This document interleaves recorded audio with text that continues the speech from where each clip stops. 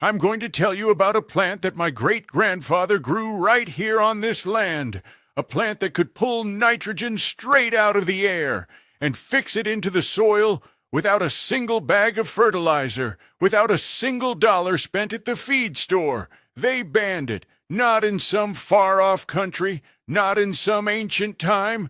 Right here in America, in my lifetime, I watched them make it illegal to plant something that had fed my family through the Depression. This plant breaks every rule that modern agriculture runs on. It doesn't need what they're selling. It makes its own nitrogen, the same nitrogen that farmers spend billions on every single year, the same nitrogen that runs off into rivers and creates dead zones in the Gulf of Mexico. This plant just reaches up into the air, grabs that nitrogen, and puts it in the ground for free. My grandfather used to walk me through the back 40 and point to the black locust trees along the fence line. "Billy Joe," he'd say, "those trees are working right now. They're making the soil rich while we're standing here talking." He wasn't speaking poetry. He was speaking science that his grandfather taught him, science that goes back thousands of years, science that worked before the chemical companies convinced us we needed their products to grow food. I remember the fields in the 1970s. We had autumn olive shrubs mixed right in with the crops. The old-timers called them nitrogen nurses. They'd plant them in degraded soil, soil that had been worn out by cotton or tobacco, and within 5 years that ground would be black and rich again. I saw it with my own eyes. My uncle had 40 acres that wouldn't grow anything but weeds. He planted nitrogen-fixing shrubs and trees in rows, let them work for 3 seasons, then cut them back and planted corn. That corn grew 8 feet tall without a single application of synthetic fertilizer. Then the 1980s came. The USDA started putting out bulletins. These plants were suddenly invasive. They were aggressive. They were noxious weeds. The same plants that had fed us, that had rebuilt our soil, that had kept this farm alive when we couldn't afford chemicals, were now illegal to propagate in most states. I watched extension agents tell my neighbors to cut down the black locust groves their grandfathers had planted. I watched them spray herbicide on autumn olive that had been feeding wildlife and fixing nitrogen for 50 years. Nobody explained why these plants suddenly became dangerous. Nobody showed us evidence that they were causing harm. They just told us to get rid of them and buy fertilizer instead. 47 states now restrict or ban various nitrogen-fixing plants. Not because they don't work, because they work too well. Because they work without requiring you to purchase anything, without making you dependent on supply chains, without tying you to corporations that profit from your need. This is a story about a plant, yes, but it's really a story about control. It's about what happens when something in nature provides for free what industry wants to sell. It's about knowledge that gets erased not because it's false, but because it's threatening.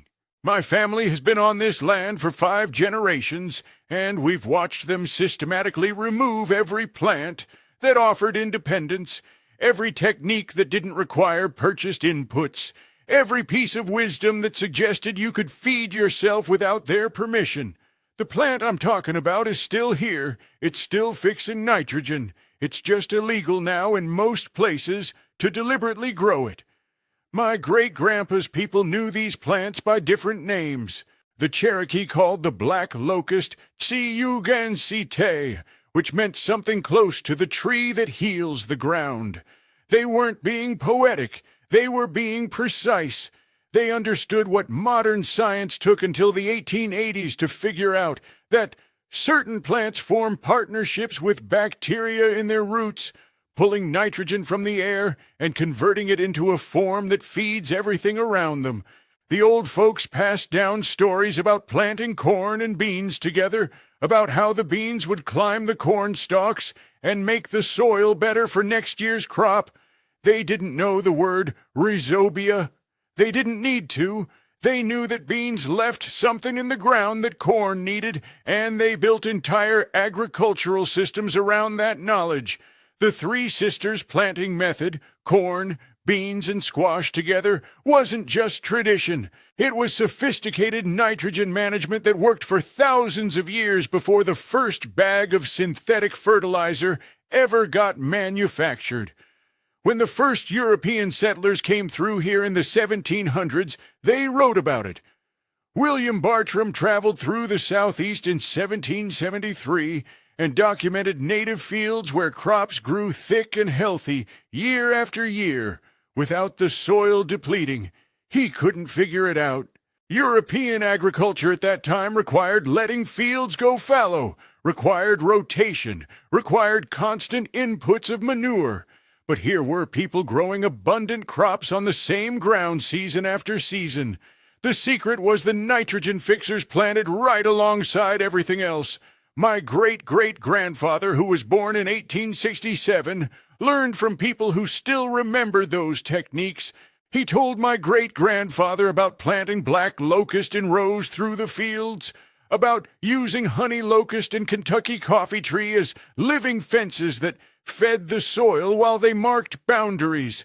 These weren't ornamental choices. Every plant had a job, and the nitrogen fixers were the foundation of the whole system. The science caught up eventually. In 1888, two German scientists named Hellriegel and Wilfarth proved that legumes form symbiotic relationships with soil bacteria that convert atmospheric nitrogen into amable compounds.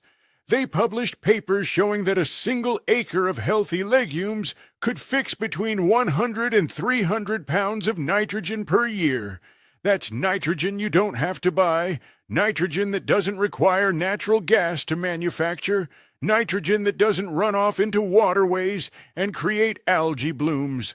But my people already knew. They'd been watching it work for generations. My great-grandfather showed me the root nodules on clover plants when I was 6 years old. See those little bumps, Billy Joe? That's where the magic happens. That's where the plant is grabbing nitrogen right out of the air and turning it into food for the soil. He pulled up a bean plant and showed me the same thing. Every bean you plant is making the ground better. Every single one. The agricultural colleges started teaching this in the early 1900s. Extension bulletins from the 1920s and 1930s recommended planting nitrogen-fixing trees and shrubs on every farm. The USDA published guides on using black locust for soil improvement, on interplanting clover with crops, on managing autumn olive for both nitrogen fixation and wildlife food. This wasn't fringe knowledge. This was mainstream agricultural science recommended by the same government agencies that would later classify these plants as invasive species. I still have some of those old bulletins in the barn. They're falling apart now, pages yellow and brittle, but the information is still true. The plants still work the same way they always did. The bacteria still fix nitrogen. The soil still gets richer. Nothing about the biology changed. Only the politics did. I saw the fields myself, walked through them as a boy in the late 1960s and early 1970s, when my grandfather still managed this farm the way his father taught him. We had black locust planted in alleys between the crop rows, 30 feet apart, running north to south so they wouldn't shade out the vegetables. Every spring those trees would leaf out and start working, their roots going deep, those nitrogen-fixing nodules pumping nutrients into the soil that our tomatoes and corn would use all summer long. My grandfather didn't guess at this. He measured it. He kept notebooks, brown leather-bound books that I still have in the house, where he recorded everything. In 1972, he sent soil samples to the Extension office in April before planting in again in October after harvest. The fields with black locust alleys showed nitrogen increases of 180 pounds per acre without a single application of fertilizer. The control fields where he'd removed the trees 5 years earlier to try modern methods required 200 pounds of synthetic nitrogen per acre just to produce the same yield. He showed me those numbers when I was 12 years old. You see this, Billy Joe? Those trees are making us money while they grow. They're doing work we'd have to pay for otherwise. He calculated that each mature black locust was worth about $40 per year in nitrogen alone, not counting the firewood, the fence posts, the honey from the flowers. We had 200 trees in the alleys. That was $8,000 of nitrogen production every single year, and the trees just kept doing it. The USDA knew these numbers. They published them. A 1965 study from the Soil Conservation Service measured autumn olive nitrogen fixation at 220 pounds per acre annually. Russian olive, which grew along every creek on our property, fixed 160 pounds per acre. Even the little clover plants that grew between crop rows were contributing 100 to 150 pounds per acre. My grandfather kept all these studies in a file cabinet. He treated them like treasure because they proved what he was seeing with his own eyes. I remember the summer of 1976. We had a drought, the worst one in 40 years. Our neighbors' fields turned brown by July. They'd been using synthetic fertilizer for a decade by then, and when the rain stopped, their crops just gave up. Our fields stayed green into August. My grandfather walked me through the rows and dug down with a spade to show me why. The black locust roots went down 15 feet, bringing up water, and everywhere those roots reached, the soil was dark and held moisture like a sponge.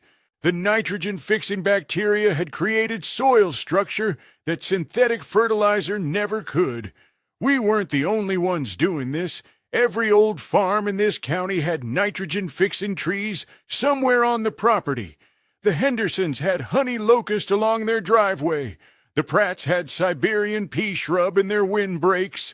The Johnsons planted autumn olive on every eroded hillside they owned, and within 10 years those hillsides were producing hay again.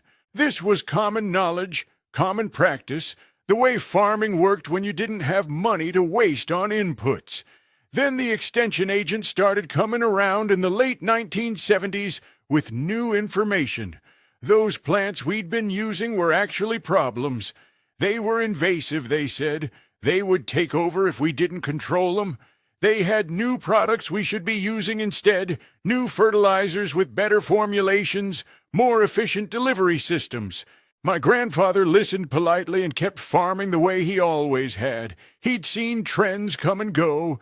He trusted what worked, and the nitrogen fixers worked. The Second World War proved what these plants could do when everything else failed.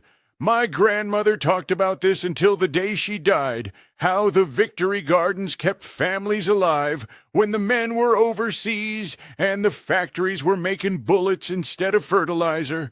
Every pound of ammonium nitrate that could have fed crops went into explosives. The government told people to grow their own food, but they didn't tell them how to do it without fertilizer. The old folks already knew. My grandmother planted beans between every row of corn in 1943. She planted clover as ground cover in the pathways. She had my grandfather, who was too young for the draft, plant black locust saplings around the entire garden plot before he left for the factory work. By 1944, that garden was producing enough vegetables to feed 8 children, plus 3 neighbor families whose men were fighting in Europe. She canned 400 quarts that summer. I've seen the photographs, rows and rows of mason jars in the cellar, and behind them you can see the black locust trees, already 4 feet tall, already working. The USDA published bulletins during the war that they'd never publish today. Bulletin 1468, Nitrogen-Fixing Plants for Victory Gardens, came out in 1943 and recommended planting legumes with every crop, using black locust and honey locust as living fences, and establishing autumn olive on any unused ground. They weren't suggesting this as an option. They were instructing people to do it because synthetic nitrogen wasn't available and wouldn't be available until the war ended. 20 million American families planted victory gardens, and the ones that succeeded were the ones that remembered how to work with nitrogen-fixing plants. My uncle served in Italy and came back in 1946 with stories about farmers there who'd been using these techniques for centuries. He saw fields where olive trees and carob trees grew among the grain crops, fixing nitrogen, providing shade, creating microclimates that protected everything around them. Those Italian farmers looked at American agriculture like we were crazy, he said. Why would you pay for something the plants will give you for free? Why would you create dependency when you could create partnership? But the war changed everything about farming. The same factories that had been making explosives needed a product to manufacture when peace came. Ammonium nitrate works as fertilizer the same way it works as a bomb. It's concentrated nitrogen in a form that releases fast. The Haber-Bosch process, invented in 1909 to make explosives, became the foundation of post-war agriculture. Suddenly, nitrogen wasn't something you grew. It was something you bought. My grandmother watched this transition happen in real time. In 1945, nobody in this county used synthetic fertilizer. By 1950, the feed stores were selling it, and the extension agents were recommending it, and the farm magazines were advertising it on every page. She kept growing her beans and clover, kept maintaining those black locust trees, but her neighbors started switching over. The fertilizer salesman promised bigger yields, faster growth, less work. They didn't mention the cost, the dependency, the soil degradation that would show up 10 years later. I asked her once why she never switched, why she kept doing things the old way when everyone else was modernizing. She looked at me like I'd asked why she kept breathing. Billy Joe, those plants fed us through the Depression and through the war. They never asked for anything but space to grow.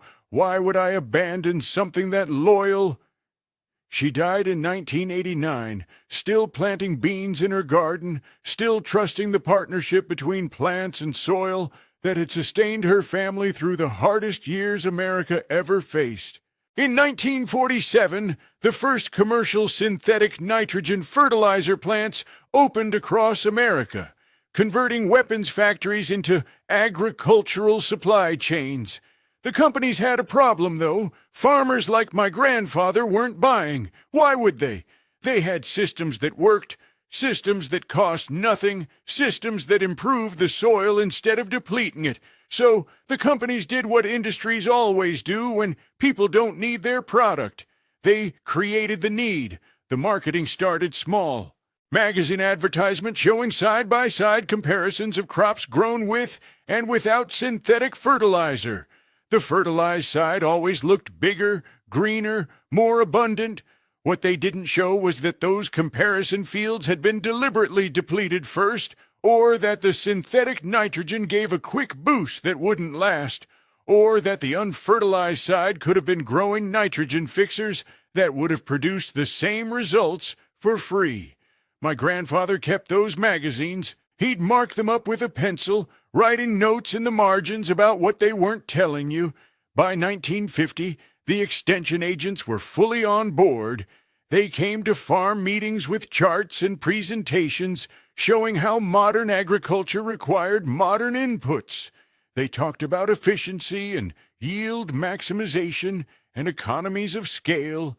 They made farming sound like factory work where every input could be calculated and controlled. The old methods, they said, were unpredictable. Nitrogen-fixing plants took time to establish. They required knowledge. They didn't deliver nitrogen on a predictable schedule. Better to just buy what you need when you need it. My father watched the neighbors start converting in the 1950s.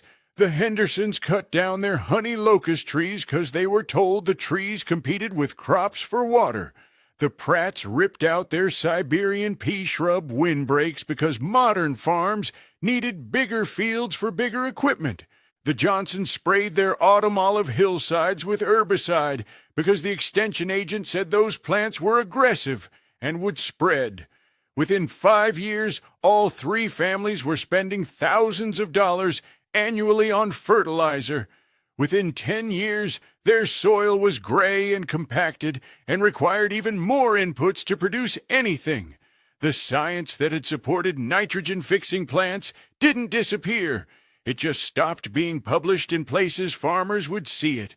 The agricultural colleges still taught the biology. Researchers still studied rhizobia bacteria and nitrogen fixation rates. But the extension bulletins changed. The ones from the 1930s and 1940s that recommended black locust and autumn olive got replaced with bulletins about fertilizer application rates and timing. The knowledge didn't become false. It just became inconvenient. By 1960, American farmers were spending $2 billion annually on synthetic nitrogen fertilizer.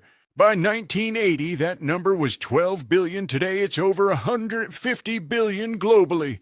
That's $150 billion flowing to chemical companies every single year for something that plants will provide for free if you let them. My grandfather used to calculate what that meant. "Billy Joe," he'd say, "every farmer buying fertilizer is paying for the privilege of doing worse than nature does on its own. They're paying to create problems they'll have to pay more to solve later." He wasn't wrong. The synthetic nitrogen runs off into waterways and creates dead zones. It requires natural gas to manufacture, making agriculture dependent on fossil fuels. It kills soil biology, including the very bacteria that fix nitrogen naturally. It's a perfect product from a business perspective. It creates the conditions that make itself necessary. Use it once, and you'll need it forever because you've destroyed the natural systems that would have done the job for free. My grandfather never bought a bag of synthetic nitrogen in his life. He died in 1985 with soil richer than when he was born. I watched it happen in the 1980s, watched them turn useful plants into criminals. The same autumn olive that my grandfather planted to heal eroded hillsides, the same black locust that had been recommended by the USDA for 50 years, the same Russian olive that grew along every creek and fixed nitrogen while stabilizing banks. Suddenly they were invasive species. Suddenly they were threats. Suddenly they were illegal to sell, illegal to plant, and in some states illegal to even possess. The reclassification happened fast. In 1985, autumn olive was still listed as a recommended conservation plant in our state. By 1987, it was on the noxious weed list. Nobody asked the farmers who'd been using it successfully for decades. Nobody conducted studies on our properties to see if it was actually causing problems. They just declared it invasive and told us to get rid of it. I remember the meeting at the extension office where they announced this. My father stood up and asked what had changed. The agent couldn't give him a straight answer. "New research," he said, "better understanding of ecological impacts." But I read that research. I drove to the university library and looked up every study they cited. Most of it was about autumn olive spreading in natural areas, in parks and preserves, where nobody was managing it. None of it was about agricultural settings where farmers were actively using these plants as tools. None of it addressed the fact that these plants only spread aggressively in disturbed soil, and that healthy, well-managed land didn't have problems with them. The research was real, but it was being applied in ways that didn't match what it actually showed. Black locust got hit the same way. By 1990, it was restricted or banned in 47 states. The tree that built the Navy's ships in the 1800s because its wood doesn't rot, the tree that fed my family through the Depression, the tree that fixes 200 pounds of nitrogen per acre while growing the most rot-resistant lumber in North America, suddenly it was a problem that needed to be controlled. The justification was that it spreads through root suckers and forms thickets. My grandfather had managed that trait for 40 years by simply cutting the suckers once a year. It took him an afternoon. Russian olive, autumn olive, black locust, honey locust, Siberian pea shrub, one by one they all got classified as invasive. Some states included Elaeagnus species, which covered several nitrogen-fixing shrubs that had been used in conservation plantings since the 1930s.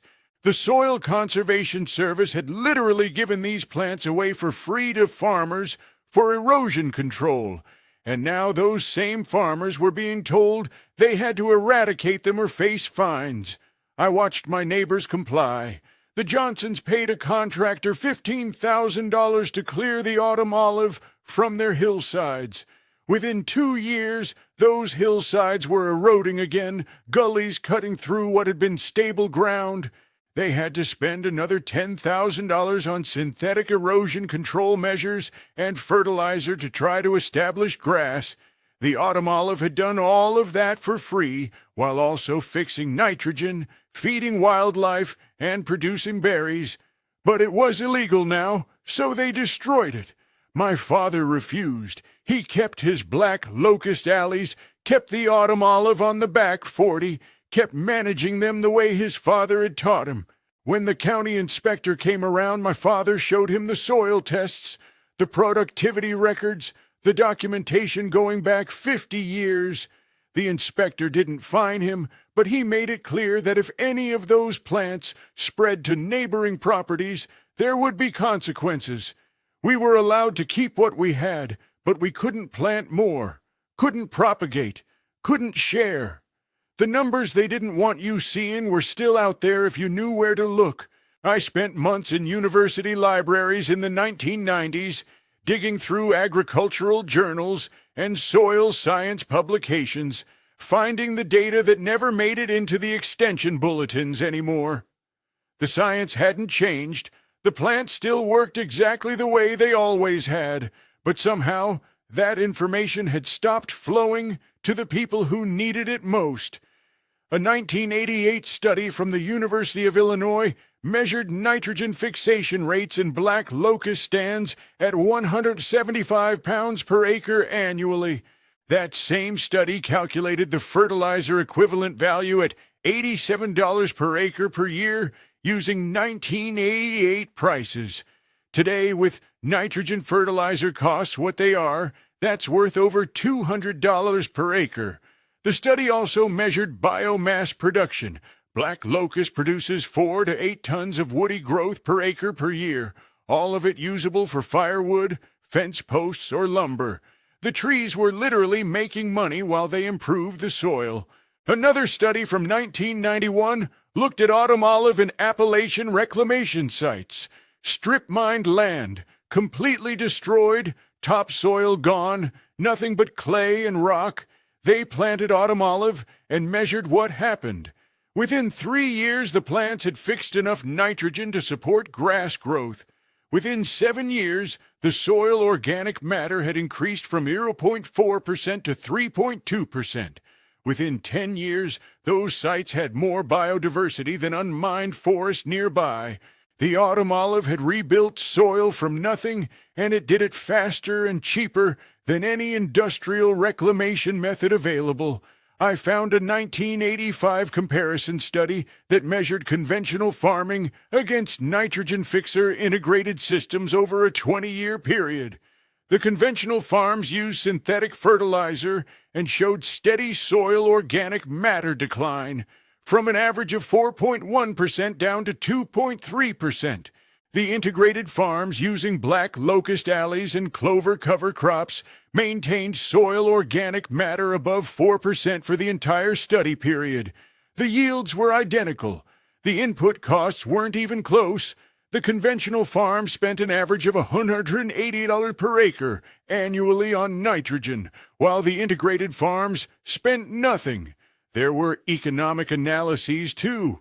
A 1989 report from the USDA Economic Research Service calculated that if 30% of American cropland incorporated nitrogen-fixing trees in alley cropping systems, it would reduce national fertilizer expenditure by $4.2 billion annually. That's $4.2 billion that would stay in farmers' pockets instead of going to chemical companies. The report was published in an obscure journal and never got picked up by agricultural media. I only found it because a retired USDA economist mentioned it at a conference. The data on soil health was even more dramatic. Synthetic nitrogen fertilizer kills soil bacteria, including the rhizobia that fix nitrogen naturally. A 1992 soil biology study showed the fields under continuous synthetic fertilizer application for 20 years had 60% fewer beneficial bacteria than fields that had never been fertilized. The synthetic nitrogen was destroying the very organisms that could provide nitrogen for free. It was creating permanent dependency. I showed all this research to my father. We sat at the kitchen table with papers spread everywhere, studies and reports and data that proved everything we'd been doing was right. He looked at it for a long time, then pushed it all aside. "Billy Joe," he said, "you think facts matter when there's billions of dollars on the other side? They'll bury this research, ignore it, or explain it away. They've already decided these plants are invasive. The science doesn't matter anymore." He was right. I tried sharing this information with neighbors, with extension agents, with anyone who'd listen. Most people didn't want to hear it. They'd already cut down their nitrogen-fixing trees. They'd already committed to the synthetic fertilizer system. Showing them the numbers just made them defensive. The farmers who remembered didn't disappear. They just went underground, stopped talking about what they were doing, stopped asking permission. I started meeting them at farmers' markets in the late 1990s, people who'd quietly kept their nitrogen-fixing plants, who'd propagated them in back corners of their property where inspectors wouldn't see, who'd maintained the knowledge their grandparents passed down even when the government said it was wrong. There was an old woman named Margaret Chen who sold vegetables at the Asheville market. Her tomatoes were legendary, massive and sweet, and she grew them without any fertilizer anyone could identify. I asked her about it one Saturday morning in 1998. She looked around to make sure nobody official was listening, then told me to come visit her farm. When I got there, I understood. She had black locust trees pruned into a specific shape, almost like a hedge, running between every crop row. "My grandfather brought these techniques from Guangdong," she said. "In China, they've been growing crops with nitrogen-fixing trees for 2,000 years. When Americans started calling these trees invasive, I just stopped mentioning them." Then there was Joel Martinez, who ran a permaculture operation in Southern Virginia. He had 40 acres designed around nitrogen fixers, black locust, honey locust, autumn olive, Siberian pea shrub, all integrated with vegetable production. He sold the produce at farmers' markets and the plants as soil amendments to people who understood what that meant. Technically legal, barely. He gave workshops on his property teaching people how to propagate and manage these species. "The knowledge is too valuable to let it die," he told me in 2003. "If the system wants to call this invasive, fine. I call it survival." The permaculture movement kept the information alive when mainstream agriculture abandoned it. Bill Mollison and David Holmgren published Permaculture 1 in 1978, and it treated nitrogen-fixing trees as fundamental infrastructure, not optional additions. Sepp Holzer in Austria was managing massive food forests where nitrogen fixers did all the fertility work. Masanobu Fukuoka in Japan had proven you could grow rice and barley without fertilizer by integrating nitrogen-fixing clover. These weren't fringe experiments. These were working farms producing commercial quantities of food, using techniques that American agriculture had declared obsolete. By 2010, regenerative agriculture was becoming a movement. Farmers who destroyed their soil with chemicals were looking for ways to rebuild it, and they were rediscovering nitrogen-fixing plants. The plants weren't legal to sell in most states, so people traded them. Cuttings changed hands at conferences. Seeds moved through informal networks. I watched black locust seedlings get passed around at a sustainable agriculture meeting in Kentucky. with everyone pretending they were something else. The scientific establishment started coming back around too. A 2015 study from the Rodale Institute showed that farms transitioning from synthetic to organic methods recovered soil health twice as fast when they incorporated nitrogen-fixing trees. A 2018 analysis from the University of California calculated that alley cropping with nitrogen fixers reduced fertilizer needs by 60 to 90% while maintaining yields. These were major universities publishing what my grandfather had known in 1950. I started teaching workshops on my own farm in 2012. I couldn't sell the plants, but I could teach people how to identify them, how to manage them, how to integrate them into existing operations. People came from 6 states to learn techniques that used to be common knowledge. They took notes like I was sharing classified information. In a way, I was. This was knowledge that the industrial system had tried to erase, and we were bringing it back one farmer at a time, one garden at a time, one person willing to remember at a time. What's waiting in the soil is the same thing that's always been there. The bacteria that fix nitrogen didn't go extinct when we banned the plants they partner with. The knowledge didn't become false when extension offices stopped teaching it. The black locust trees on my property are still doing exactly what they did for my grandfather and his father before him. They're still pulling nitrogen from the air, still building soil, still growing lumber that will outlast steel. Nothing about the biology changed, only our willingness to acknowledge it. I'm 60 years old now, and I've watched this pattern repeat with dozens of plants and practices. Something works too well without requiring purchased inputs, so the system finds a way to discredit it, ban it, or erase it from institutional memory. They did it with nitrogen-fixing plants. They did it with seed saving.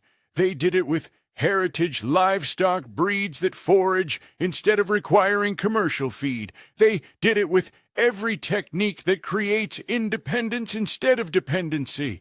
But here's what they can't do. They can't make the plant stop working. They can't rewrite biology. They can't change the fact that legumes form partnerships with rhizobia bacteria and fix atmospheric nitrogen into forms that feed other plants. They can't alter the reality that black locust produces more nitrogen per acre than most farmers apply synthetically. The science is still true. The plants are still alive. The knowledge is still accessible to anyone willing to look for it. My father died in 2005, and before he passed, he made me promise something. "Don't let them erase what we know," he said. "Don't let them convince you that 5 generations of experience is worth less than a corporate bulletin."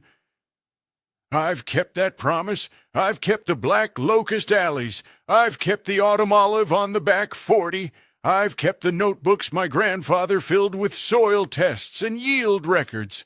And I've shared it all with anyone who asks, anyone who's willing to remember that agriculture worked before it became an industry. The young farmers coming up now are hungry for this information.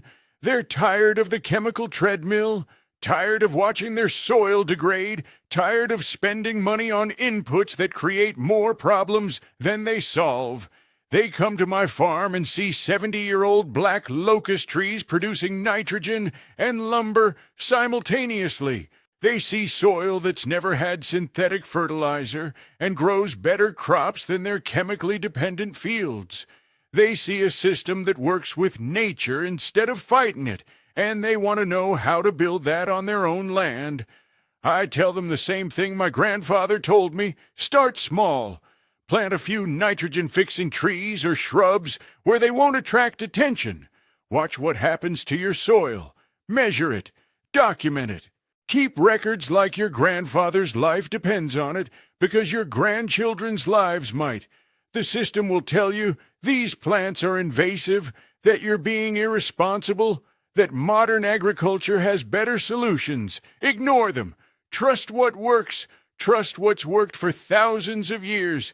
The knowledge is waiting in the soil, waiting in the old bulletin stacked in my barn, waiting in the memory of every farmer who refused to forget. It's waiting for you to pick it up and use it. Subscribe to this channel because I'm going to keep telling these stories. I'm going to keep sharing what they tried to erase.